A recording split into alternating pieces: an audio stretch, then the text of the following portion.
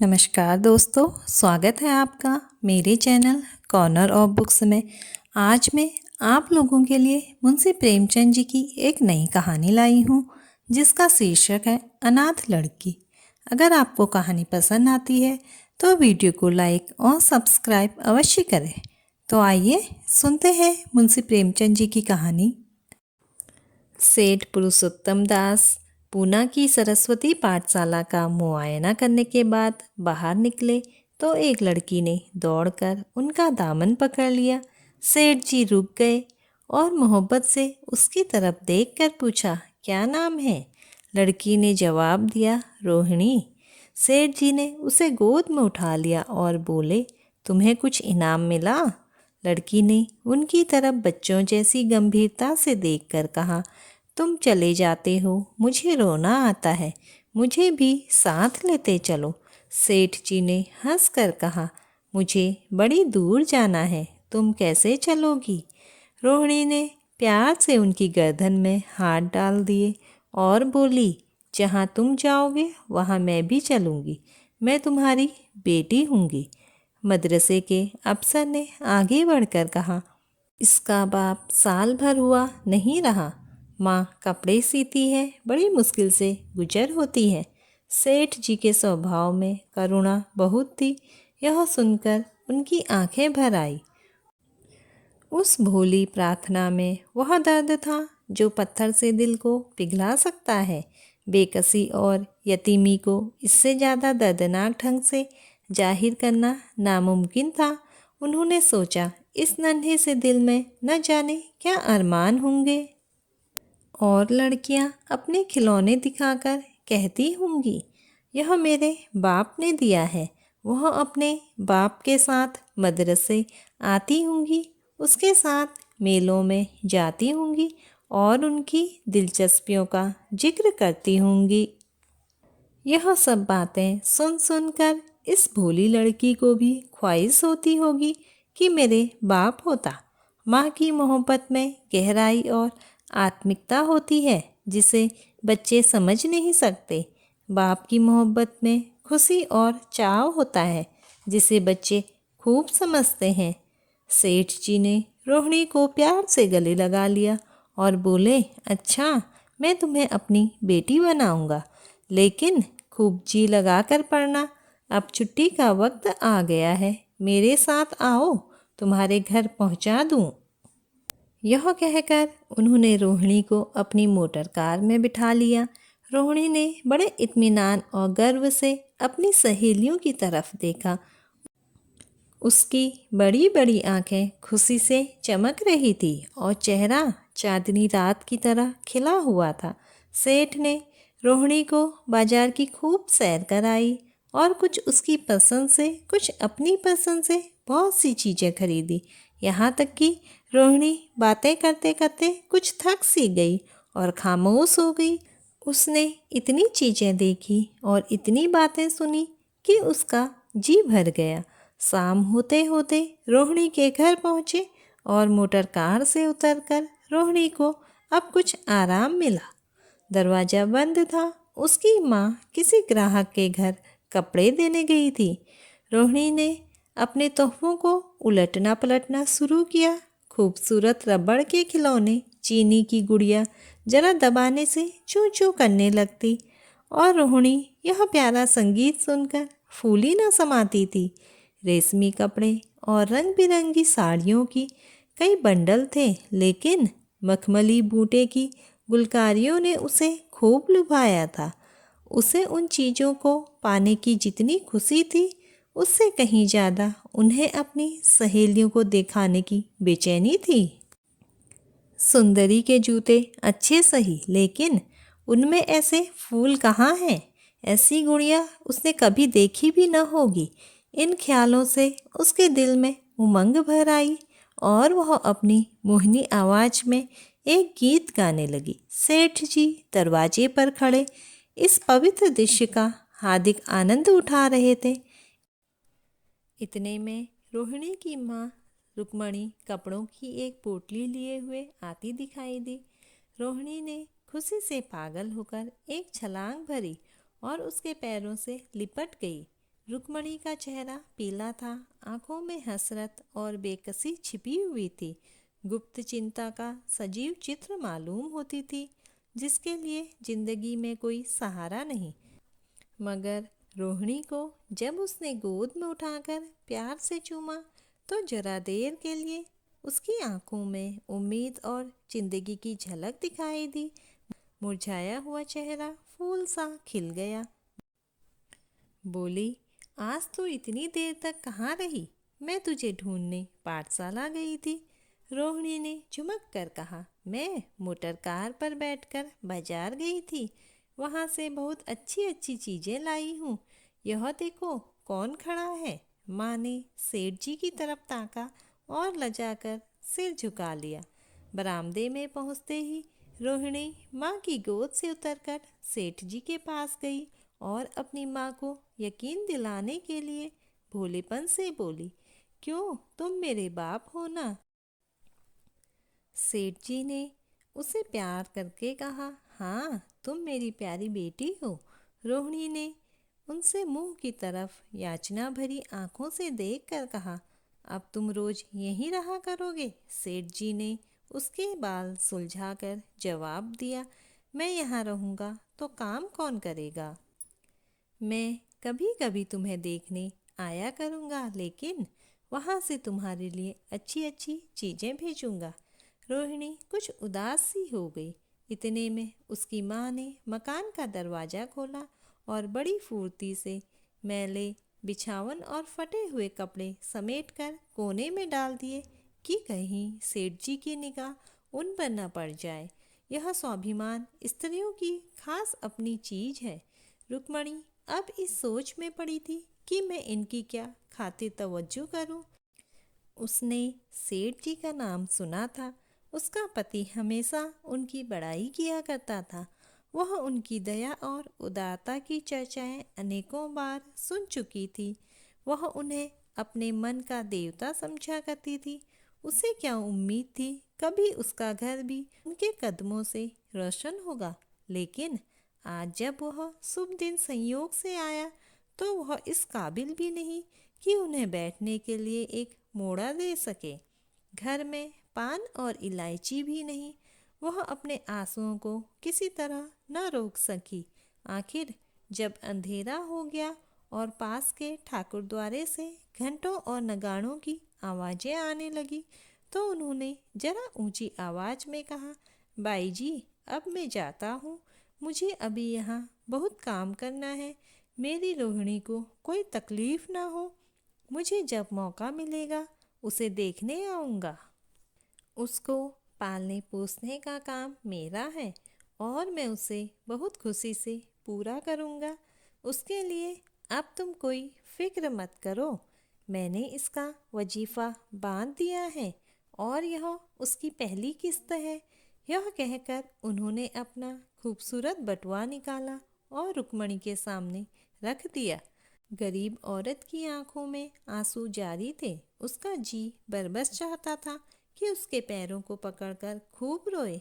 आज बहुत दिनों के बाद एक सच्चे हमदर्द की आवाज़ उसके मन में आई थी। जब सेठ जी चले तो उसने दोनों हाथों से प्रणाम किया। उसके हृदय की गहराइयों से प्रार्थना निकली, आपने एक बेबस पर दया की है, ईश्वर आपको इसका बदला दे। दूसरे दिन रोहिणी पाठशाला गई तो उसकी बाकी सच धज आंखों में खूबी जाती थी। उस्तानियों ने उसे बारी बारी प्यार किया और उसकी सहेलियां उसकी एक एक चीज़ को आश्चर्य से देखती और ललचाती थी। अच्छे कपड़ों से कुछ स्वाभिमान का अनुभव होता था। आज रोहिणी वह गरीब लड़की न रही जो दूसरों की तरफ विवश नेत्रों से देखा करती थी। आज उसकी एक एक क्रिया से ससोचित एवं चंचलता टपकती थी और उसकी जबान एक दम के लिए भी न रुकती थी। कभी मोटर की तेजी का जिक्र था तो कभी बाजार की दिलचस्पियों का बयान। कभी अपनी गुड़ियों के कुशल मंगल की चर्चा थी और कभी अपने बाप की मोहब्बत की दास्तान। दिल था कि उमंगों से भरा हुआ था। एक महीने बाद सेठ पुरुषोत्तम दास ने रोहिणी के लिए फिर तोहफे और रुपये रवाना किए। बेचारी विधवा को उनकी कृपा से जीविका की चिंता से छुट्टी मिली। वह भी रोहिणी के साथ पाठशाला आती और दोनों माँ बेटियाँ एक ही दर्जे के साथ साथ पढ़ती। लेकिन रोहिणी का नंबर हमेशा माँ से अव्वल रहा। सेठ जी जब पूना की तरफ से निकलते तो रोहिणी को देखने जरूर आते और उनका आगमन उसकी प्रसन्नता और मनोरंजन के लिए महीनों का सामान इकट्ठा कर देता। इसी तरह कई साल गुजर गए और रोहिणी ने जवानी के सुहाने हरे भरे मैदान में पैर रखा, जबकि बचपन की भोली भाली अदाओं में एक खास मतलब और इरादों का दखल हो जाता है। रोहिणी अब आंतरिक और बाह्य सौंदर्य में अपनी पाठशाला की नाक थी। हाव भाव में आकर्षक गंभीरता, बातों में गीत का सा खिंचाव और गीत का सा आत्मिक रस था। कपड़ों में रंगीन सादगी, आँखों में लाज संकोच और विचारों में पवित्रता। जवानी थी मगर घमंड और बनावट और चंचलता से मुक्त। उसमें एक एकाग्रता थी जो ऊंचे इरादों से पैदा होती है। स्त्रियोचित उत्कर्ष की मंजिलें वह धीरे धीरे तय करती चली जाती थी। सेठ जी के बड़े बेटे नरोत्तम दास कई साल तक अमेरिका और जर्मनी की यूनिवर्सिटियों की खाक छानने के बाद इंजीनियरिंग विभाग में कमाल हासिल करके वापस आए थे। अमेरिका के सबसे प्रतिष्ठित कॉलेज में उन्होंने सम्मान का पद प्राप्त किया था। अमेरिका के अखबार एक हिंदुस्तानी नौजवान की इस शानदार कामयाबी पर चकित थे। उन्हीं का स्वागत करने के लिए बम्बई में एक बड़ा जलसा किया गया था। इस उत्सव में शरीक होने के लिए लोग दूर दूर से आए थे। सरस्वती पाठशाला को भी निमंत्रण मिला और रोहिणी को सेठानी जी ने विशेष रूप से आमंत्रित किया। पाठशाला में हफ्तों तैयारियां हुई। रोहिणी को एक दम के लिए भी चैन न था। यह पहला मौका था कि उसने अपने लिए बहुत अच्छे अच्छे कपड़े बनवाए। रंगों के चुनाव में वह मिठास थी, काट छाट में वह फबन जिससे उसकी सुंदरता चमक उठी।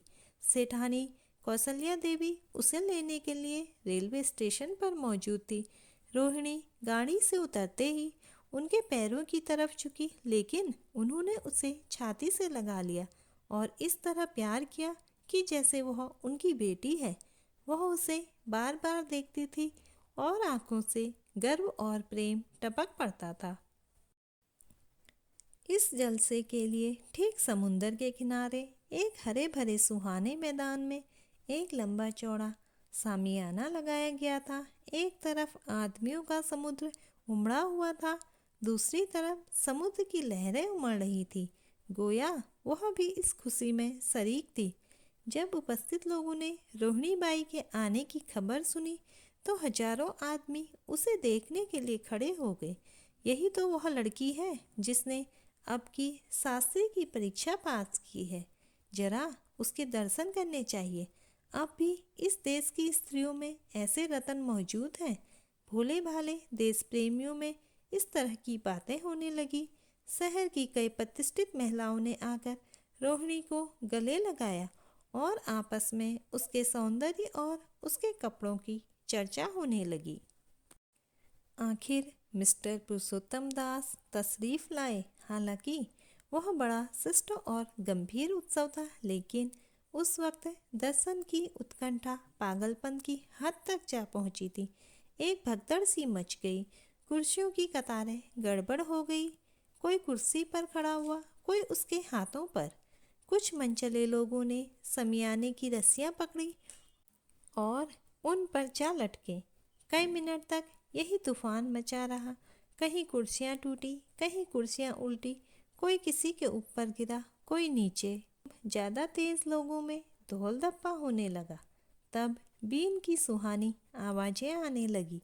रोहिणी ने अपनी मंडली के साथ देश प्रेम में डूबा हुआ गीत शुरू किया।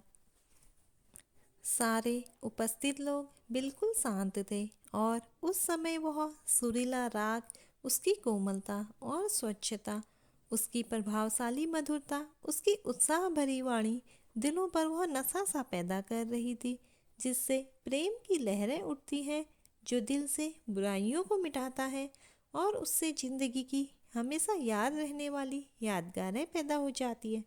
गीत बंद होने पर तारीफ की एक भी आवाज़ न आई, वहीं ताने कानों में अब तक गूंज रही थे। गाने के बाद विभिन्न संस्थाओं की तरफ से अभिनंदन पेश हुए और तब नरोत्तम दास लोगों को धन्यवाद देने के लिए खड़े हुए, लेकिन उनके भाषण से लोगों को थोड़ी निराशा हुई। यूँ दोस्तों की मंडली में उनकी वाक्पटुता के आवेग और परवाह की कोई सीमा न थी, लेकिन सार्वजनिक सभा के सामने खड़े होते ही शब्द और विचार दोनों ही उनसे बेवफाई कर जाते थे। उन्होंने बड़ी बड़ी मुश्किल से धन्यवाद के कुछ शब्द कहे और तब अपनी योग्यता की लज्जित स्वीकृति के साथ अपनी जगह पर आ बैठे। कितने ही लोग उनकी योग्यता पर ज्ञानियों की तरह सिर हिलाने लगे। अब जलसा खत्म होने का वक्त आया। वह रेशमी हार जो सरस्वती पाठशाला की ओर से भेजा गया था, मेज पर रखा हुआ था। उसे हीरो के गले में कौन डाले? प्रेसिडेंट ने महिलाओं की पंक्ति की ओर नजर दौड़ाई। चुनने वाली आंख रोहिणी पर पड़ी और ठहर गई। उसकी छाती धड़कने लगी, लेकिन उत्सव के सभापति के आदेश का पालन आवश्यक था। वह सर झुकाए हुए मेज के पास आई और कांपते हाथों से हार को उठा लिया। एक क्षण के लिए दोनों की आंखें मिली और रोहिणी ने नरोत्तम दास के गले में हार डाल दिया।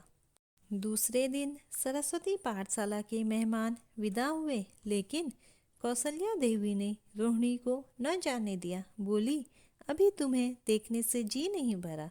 तुम्हें यहाँ एक हफ्ता और रहना होगा। आखिर मैं भी तो तुम्हारी माँ हूँ। एक माँ से इतना प्यार और दूसरी माँ से इतना अलगाव।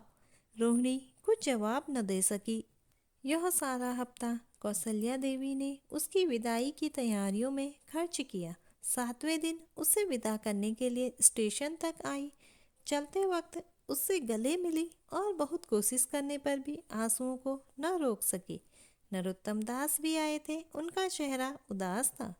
कौशल्या ने उनकी तरफ सहानुभूतिपूर्ण आंखों से देखकर कहा, मुझे यह तो ख्याल ही ना रहा।